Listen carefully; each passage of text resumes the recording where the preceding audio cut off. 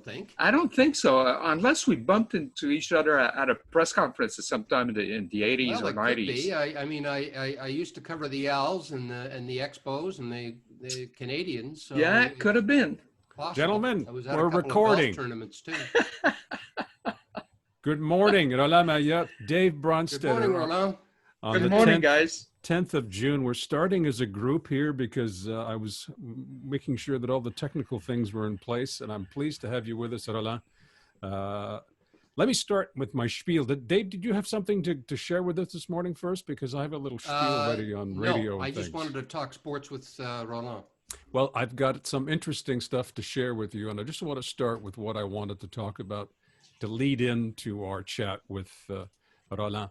And I was pleased to receive my XWA stamps yesterday. Right. And of course, they were sent to me by Canada Post, and they got lost in the Canada Post system. So Canada They can't Post even send their own stamps. lost their own stamps in their own system.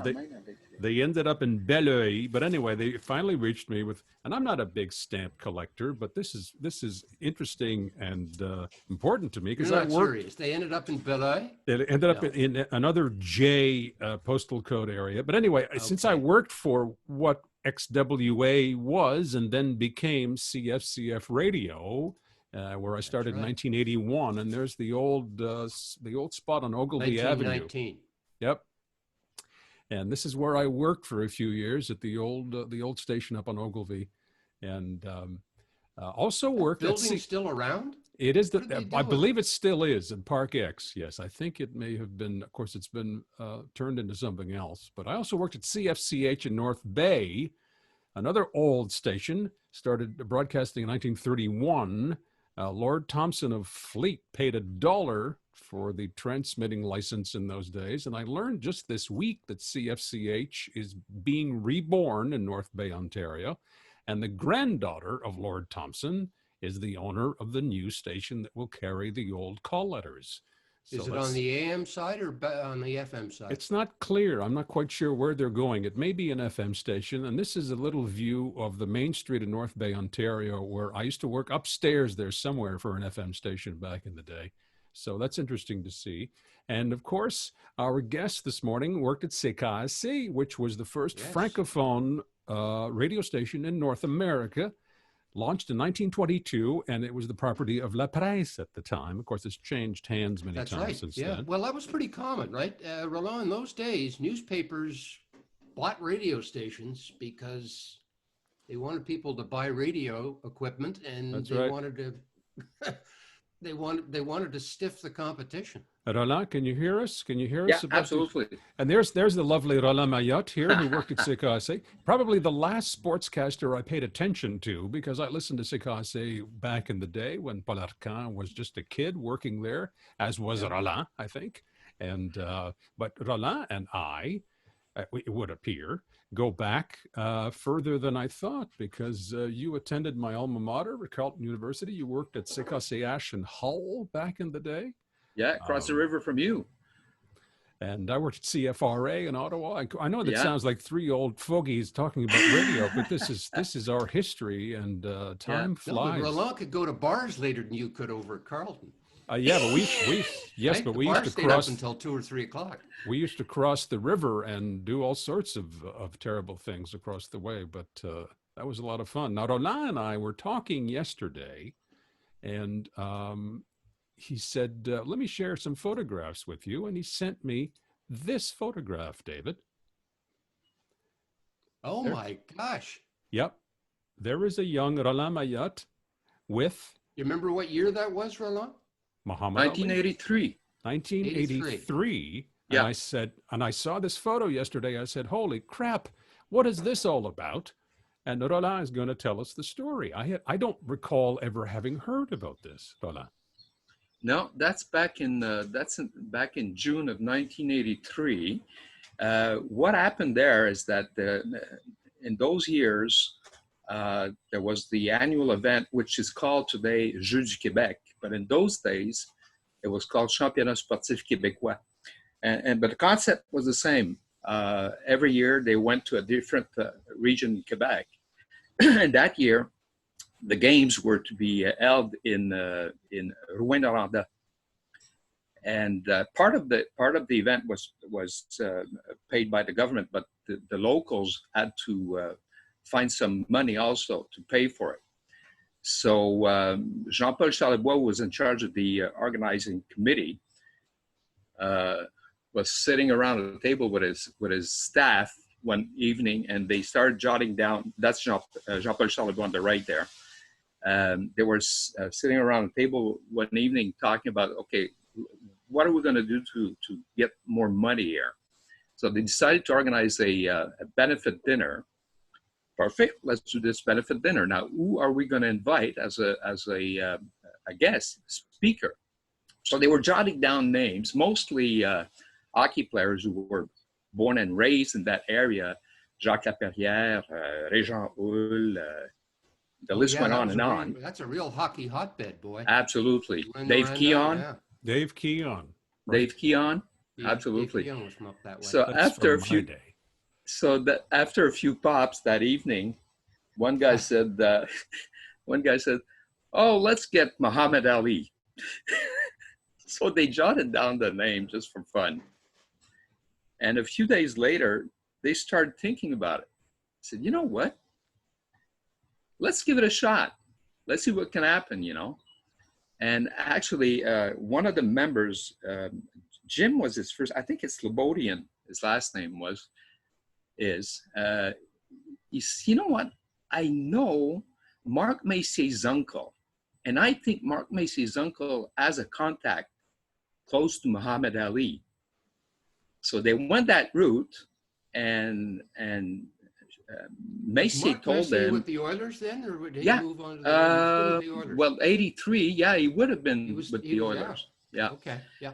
And so Messier's uncle says, well, you guys write a letter explaining what the project is all about, and I'll make sure Ali gets it, you know. And a few days later, they got I don't know if it's a letter back or a call, but Ali inviting the members of the, a few of the members of the organizing committee to go over to his place in LA and discuss it. So you have a picture, that picture you saw of Jean-Paul Charlebois is actually in Ali's home in LA. And the story has it I bet you he couldn't pick out Canada, let alone Rouyn-Noranda on the map, right? Where are we going? Exactly. So, and Ali. I'm sorry, Roland. And the photograph here is that in Rouyn or where? No, okay. So here's the thing. So they settled everything with Ali. He agreed to it, contract and everything, what have you. But they were telling themselves, you know, are we going to bringing Muhammad Ali in Quebec and only showing Rouyn-Noranda? Let's try and impress him a bit. So what they decided to do is to fly him over to LG2. Oh, cool. Okay. James Bay. Right. All right. James Bay. This went right by me. I don't remember this at all. Okay. So here's the interesting story. There's plenty of anecdotes. He spent about 60 hours altogether in Quebec over a 2.5-day period. So I was asked by my boss at CKAC, he says, you're going to follow Muhammad Ali for about 2 days. He's going to Rouyn-Noranda. Yeah, sure, yeah. So the plan was on Monday morning, it was the 12th or 13th of June, 1983, on a Monday morning, the plan was to fly Ali and his entourage from Montreal to James Bay, a chartered flight with Hydro-Quebec employees aboard.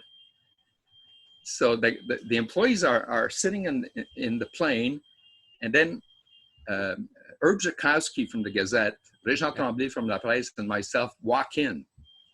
And they're looking at us, what the hell are these guys doing here? So we sat down, and we hadn't seen Ali yet. So we're all sitting down waiting, and we know we're waiting for Ali to arrive. They don't know. So Tremblay and Zukowski don't know this? We know that Ali is coming aboard. Right. And Tremblay also. We all know that, but we haven't seen him yet. but Okay. the other people, the Oh, the Hydro employees, Quebec okay, workers the don't hydro know. employees. All right. Okay. So then comes in his wife and his cook. The two ladies walk in. People are looking at each other. What the hell's going on here? Then his bodyguard walks in. And then Ali walks in the plane. You could have heard a pin drop. It was total silence. People couldn't believe what was going on. Anyway, so we flew out to James Bay, spent the morning there. They put him on a helicopter to impress him, flying over the dam and everything. And he was impressed, actually. It was very nice. He must have thought he was on the moon or something. And they told him that a lot of the electricity in the state of New York was coming from there. So he was very impressed about that. He went into the cafeteria for a short while, shook hands, gave autographs and stuff. And then we had to fly to Rouyn-Noranda. And to do that, the Quebec government got involved, and we flew into the Premier's personal plane. So 83, that would be Levesque, right? Levesque, Yeah. yeah. PQ was in power, and Gilles Barry. I think you have a picture there, Yvan, of Gilles Barry walking with Ali in James Bay. Was he the local MNA? Barry was the. He was the local MNA, MNA right? No, in Rouyn. I didn't get that shot from you, but Oh, okay. I've got Ali with some children here. I don't know where that was. Yeah, taken. that's in Rouyn. Once we got in Okay. Rouyn. Yeah. Well, we flew from James Bay to Rouyn, and he slept most of the time. Oh, by the way, we were right smack into Ramadan at that time. God. That's right. He was a Muslim, right? I forgot about that. Yeah. So it was a bit complicated. So I during that flight back to Rouyn, I told his bodyguard, I said, I absolutely need a very short interview with him before we land, because I need to report what he saw, what he thought of James Bay and stuff. So we organized that. He was very friendly, very nice, and everything. So we get to Rouyn. Yep. Continue, please. I'm sorry. Okay, so we get to Rouyn and sleeps over. There was a huge mansion that was owned at one time by the owner of a mine over there, a copper mine. That's where they put him in with his staff and wife. Stayed there, and the following day was Tuesday. Was a huge day for him, because we started by a press conference around noontime. And another anecdote, very funny anecdote. And we first started getting a sense of what he was going to talk about during his conference that evening, at that press conference, because he sat down. He had on his left the federal MP, and on his right he had the Barry, the MNA from the Quebec government, and he was holding to his Quran. All right. Right.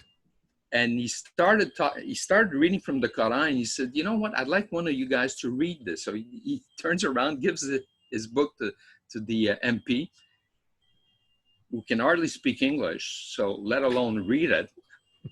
And the funny part is that he took the book away from the guy, turns around to the Péquiste, and gives the book to Betty, and he's lost totally.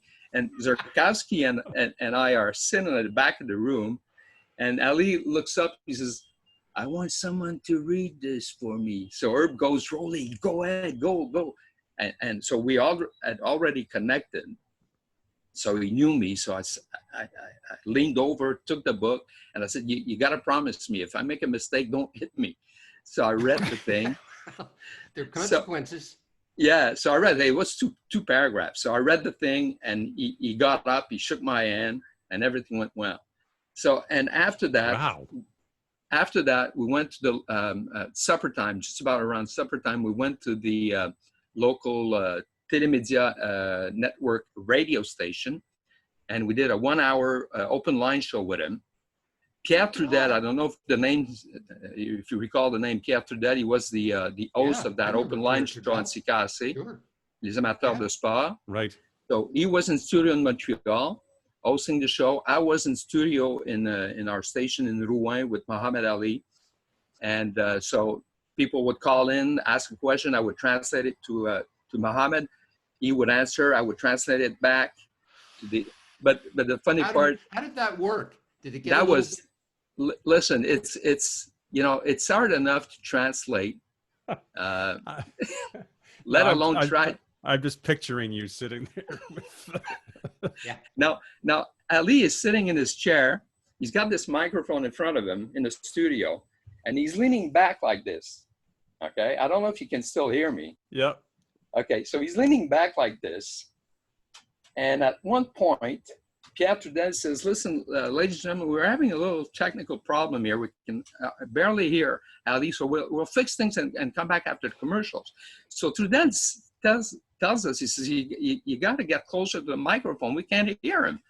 So Ali is sitting like this, and I go, "Mohammed, we can hardly hear you. Can you were calling him Muhammad, were you? Oh, that's good. Yeah, that's yeah. Could you sit up, please? That's dangerous territory, Muhammad, can you sit up a little bit? So he goes. Well, so he whispers. I mean, he used to whisper. I know. Exactly. So he's sitting like this, and then he goes like this. Once I've made the request, he goes like this. Ooh. And he leans on the other side. So the Pierre Trudel is having a stroke in Montreal. But Trudel doesn't know what's going on here. All right. He knows that he's on a break because we have to work things out in Rouen.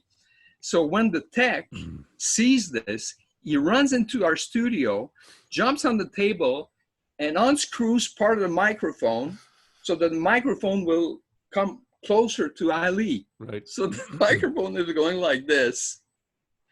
The sound was much better afterwards. I told that story way after.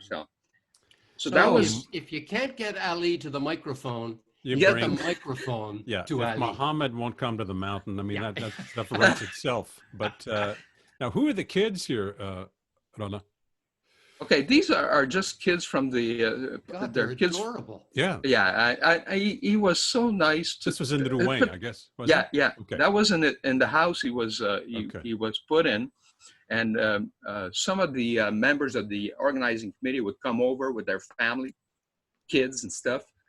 We were actually told by his bodyguard that he adores kids. So I heard that as well. Well, he's great with kids. He was great with kids.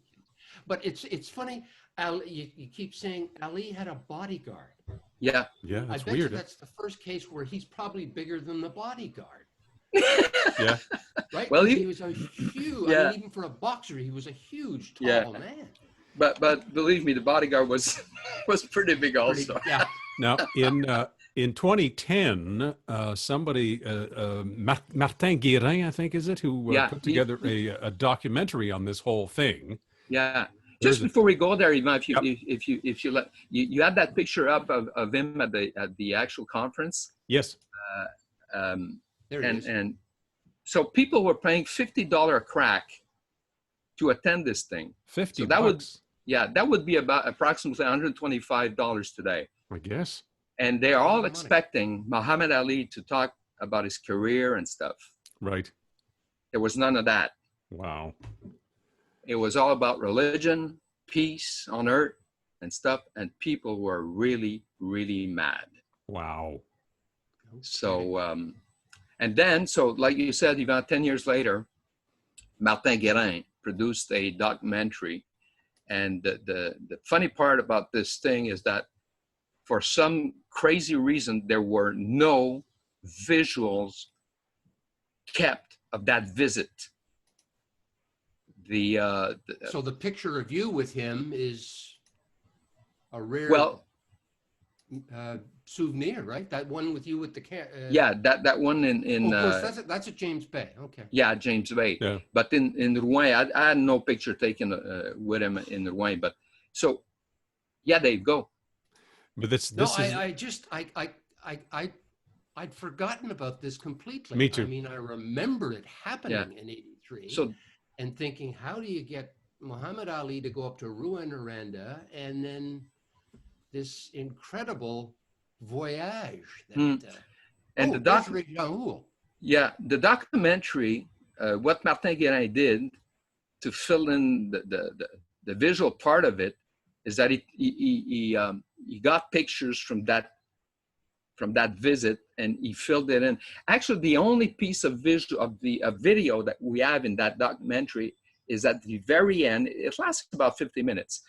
And the last part, I don't know, it's all of 15 to 20 seconds. That's the only video that he actually had, and it's someone with maybe a 8mm that took a shot of Ali in a golf cart. Home movies. Yeah, in a golf cart going to the mansion where he was staying. That's the only visual in the entire documentary. The rest is interviews with people who attended this visit. This is part of an article that Régent Tremblay wrote. Mohamed Ali à Rouen, incredible. So that's in La Presse. In La Presse. At that time, yeah, Régent worked at La Presse at that time. Yeah. Yeah. So now, and les Jeux du Québec were always summer games, weren't they, or were they both? Both, winter and summer. Okay. Yeah, they were both. I mean, most, if not all, of the great elite athletes from Quebec all took part younger at those games. You know, Sylvie Bernier, Gaétan Boucher, name them all. They all went through that. Yeah, they all went through that. Speed skater. Yeah. Yeah. What a story! I'd forgotten. I got to look. Is that on YouTube or something where I can watch it? I don't know where the doc is. I was looking for it yesterday, Roland. Do you know where this can? It's a Vimeo document. I'm gonna. Okay.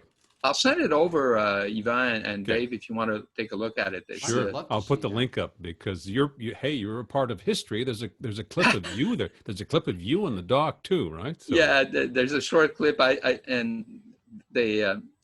My reaction. They asked me what was my reaction when I found out about it. I said, Muhammad Ali in Montreal, yeah, maybe, but in Rouyn-Noranda, really? Yeah, that's an amazing. And honestly, I didn't really believe that it was going to happen until I saw him step into the plane. Did he actually say why he wanted to be there? Not really. Well, the approach, the organizing committee approached him saying that they needed to raise money for sports, for amateur sports. So that was a sale right there. Well, he was always surprising. I mean, he'd do things that you wouldn't expect him to do, and he wouldn't do things that you kind of wanted him to do. Wow. He was his own man always. That was amazing. Yeah. It's interesting you mentioned James Bay, how impressed he was. My niece is an engineer. Okay. And one, I can't remember what it was, but it was young engineers in Quebec, won a trip up to James Bay. And I thought, well, that's fine, love it. But she had the time of her life. She said it's one of the most incredible places she's ever been to. And I had people from Hydro-Quebec take her around, all the engineers up there. And she said, it is one hell of an engineering. Oh, it's another planet. It's quite something. Yeah, totally. It really is. And you're just barely at the tree line, right? They're very, if they have trees, they're about that high. But she was impressed more by the engineering. And my wife, who's in public relations, went with her. And she says it's awesome. Awe-inspiring. Yeah. Yeah, it's out of this world, really. And Ali was totally impressed with it also. And it shook him a bit, seeing that. Yeah. Yeah. And and he didn't know, actually, like I said before, he didn't know that the part of New York State was provided with that electricity. Oh, I'm sure he didn't. Let's get back to you, Roland, before we wrap up here. Do you miss radio as much as Dave and I do? Yeah, I do. You do? I do. I don't miss the business of it all. It's changed so much, and even television. The last 11 years of my career I spent at CFCF as an assignment editor, and I could feel towards the end that things were changing and going the wrong way, as far as I'm concerned. And so that's why it led to me deciding to leave the business.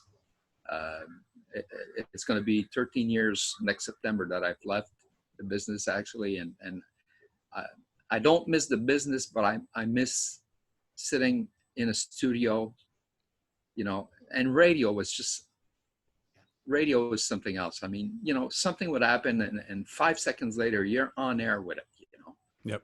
Yeah. It's a real charge. There's no greater feeling. Just I mean, press the button, you're on air, and it's God, go. Yeah. you know, it's a real rush. yeah, I remember when that United States the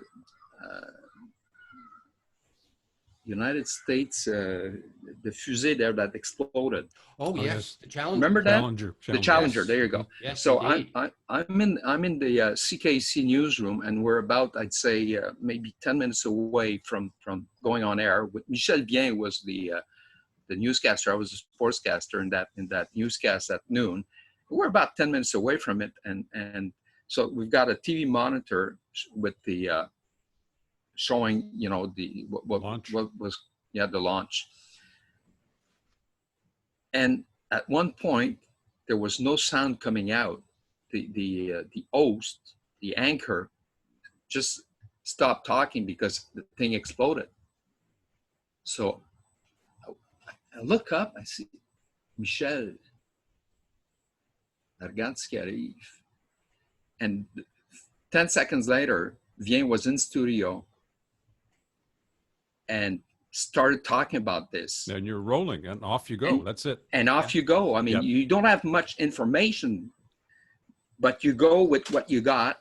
And the guys gathered around and started looking, making calls and grabbing, you know, press releases and stuff, and providing them to Michel, who just kept on and on and on. So that part of the business I miss a lot. I mean, it's just it's a part of being frightened to death and yet thrilled to bits. You know, that wonderful. Well, I've got a CKAC story for you. Okay. Oh, okay.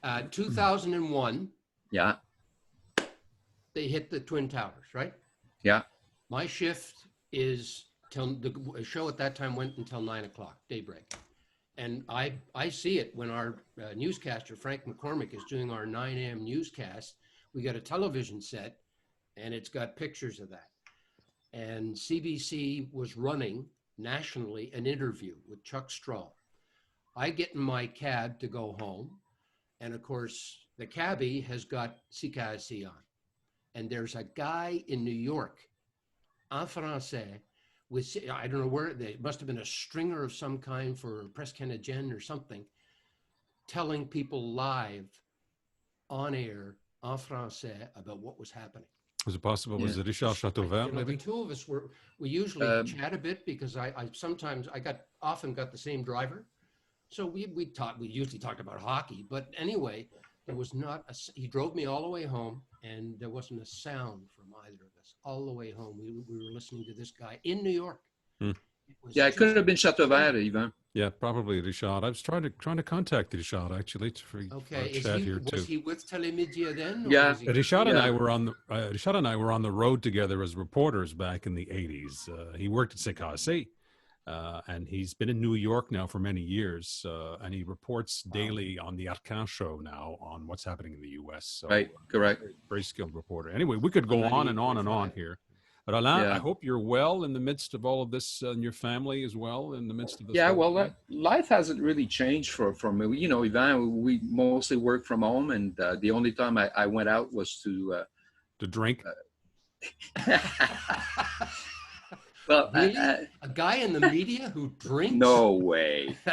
No, I teach journalism at ProMédia, private school in Montreal. You're still at ProMédia, are you? Yeah, okay. It's been 11 years now. I've got 39 of my former students who are working in the business today, which is just excellent. Good record. Congratulations. And but I missed that also because now, of course, everything is on stop. We were 1/3 into the session when it stopped, and we're supposed to go back at it in September. So, but mostly working at home. That's what I've been doing for the past since 2007. So my life hasn't really changed. Yeah, same thing. And except that now I have to.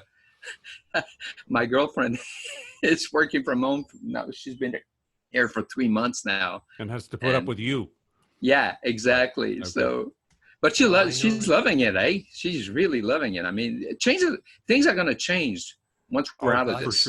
For sure. Yeah. Yep. Yeah. So, because we all know the technology's there now. I just got to ask you one question before you go. Yeah. You probably miss watching a game, even if it's the Canadians these days, or a golf tournament, or a baseball game, or a football game. That's going to change too. It's going to be very, very strange. I mean, this thing they've got going up in the NHL. I'm not sure if it's going to be watchable, to tell you the truth. No, I doubt it very much. I mean, at one point, I believe that at one point they're going to have to try and go back to what it is. Because, empty seats. Forget it. It's watching the Canadians play all their home and away games in Toronto. I mean, it's just it's crazy. But the reasoning behind all of this is crazy. Also, it's all business, and that's part of the reason why I disconnected from sports at one point. The business of it all, and covering sports event that changed so much. I mean, the human side of it, it was out the window. Yeah.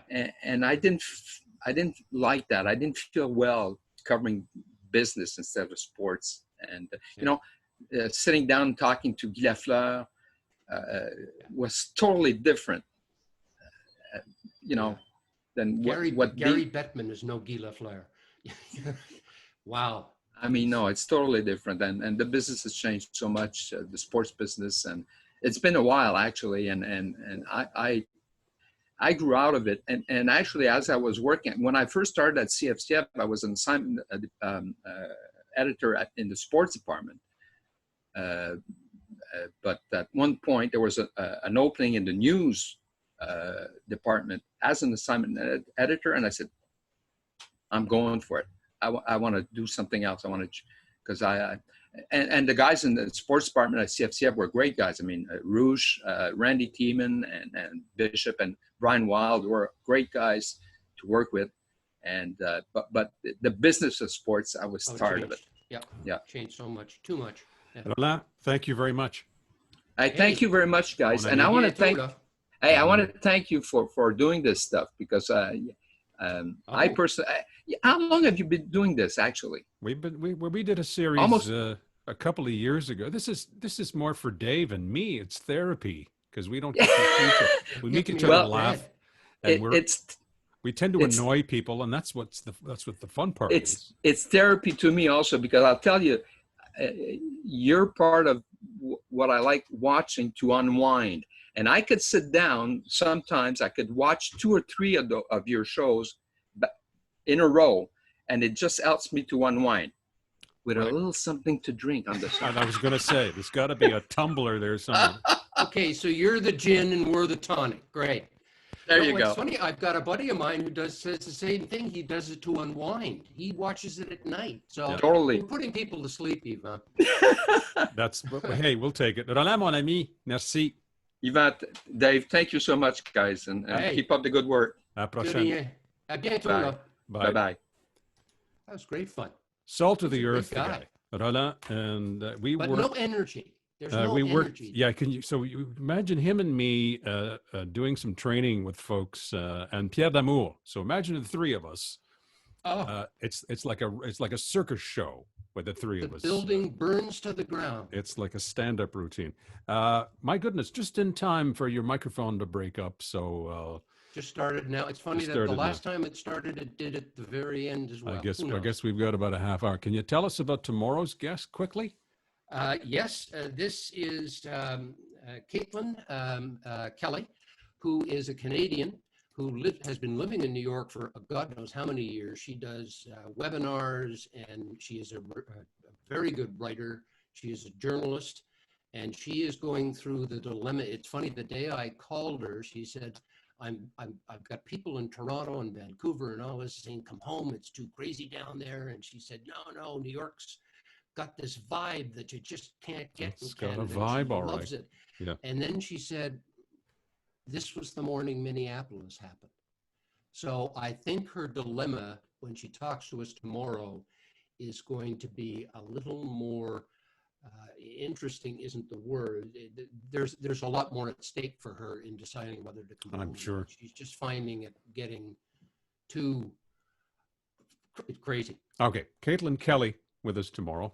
All That's right. her name. And I put up on the, maybe you can put it up later on the link.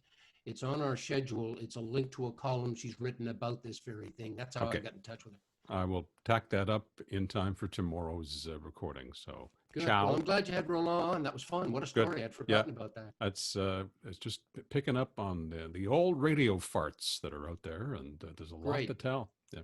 Okay, That's Adame. kind. Take it easy. Bye.